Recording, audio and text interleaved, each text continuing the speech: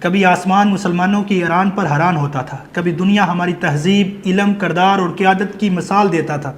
ہم تھے سائنس کے تاجدار اور سیاست کے امام، عدل کے محافظ، لیکن آج ہم ایک بکھری ہوئی قوم ہے جو خواب تو خلافت کے دیکھتے ہیں مگر عمل صرف فرقے بچانے پر کرتی ہے۔ سلطنت عثمانیہ کے بعد صرف ایک تخت نہیں گرا بلکہ مسلمان کا نظریہ مرکز اور وحدت بھی دفن ہو گیا۔ ہم نے قرآن کو طاق پر سجا دیا مگر نظام زندگی میں شامل نہ کیا۔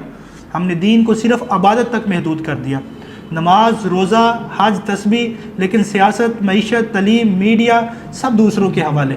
جب اللہ نے کہا اسلام میں پورے کے پورے داخل ہو جاؤ تو ہم نے دین کو ٹکڑوں میں بانٹ دیا۔ ہم نے علم چھوڑا اور جاہل بن گئے، ہم نے اتحاد چھوڑا اور ٹکڑوں میں بٹ گئے، ہم نے کردار چھوڑا اور صرف دعوے رہ گئے، ہم نے کام چھوڑا صرف کرامتوں کی کہانیاں سننے لگے۔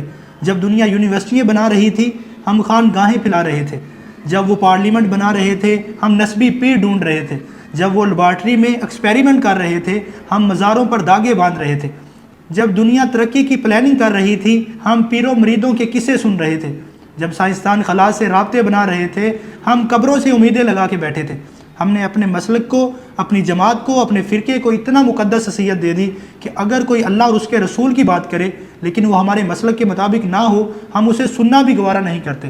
جب دنیا آگے بڑھ رہی تھی ہم یہ طے کر رہے تھے کون افضل تھا، کون سے صحابی زیادہ فضیلت والے ہیں، جنتی کون، جہنمی کون، کس کا مسلک حق پر ہے، کس کا عقیدہ غلط ہے، کس کی بیعت ضروری ہے، کس کے عقیدے میں لفظ کا فرق ہے، کیا اللہ کا قرآن کم ہے، کیا رسول اللہ کی سنت ادھوری ہے، پھر کیوں ہمیں اپنے اکابر کی عزت اللہ اور اس کے رسول کی عزت سے زیادہ پیاری لگتی؟ ہم دین کی وحدت کی بجائے مسلک کی وفاداری پر زندہ ہیں۔ ہمیں اللہ کی رضا نہیں اپنے گروہ کی تائید عزیز ہے۔ یہی وہ ذہنیت ہے جس نے ہمیں فرقوں میں بانٹا اور امت مسلمہ کو زوال کی گہرائیوں میں دھکیل دیا۔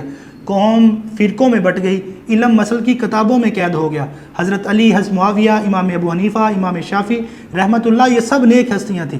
ان کے فیصلے، مہم اور قربانیوں سے ہمیں رہنمائی ملنی چاہیے، مگر ان پر لڑنا، فرقے بنانا، ایک دوسرے کو گمراہ کہنا یہ امت کی تباہی ہے۔ ہمیں چھوڑ گئے وہ اللہ کے حضور پیش ہو چکے، اب ہمیں اپنا حساب دینا ہے۔ ہم نے کیا کیا، ہم نے کیا بنایا، ہم نے کیا بدلا، ہم نے امت کو کہاں پہنچایا۔ ہمیں ماضی کی طرح پتھروں کو نہیں پوجنا چاہیے بلکہ یہ دیکھنا چاہیے کہ ہم سے ماضی میں کیا غلطیاں ہوئیں۔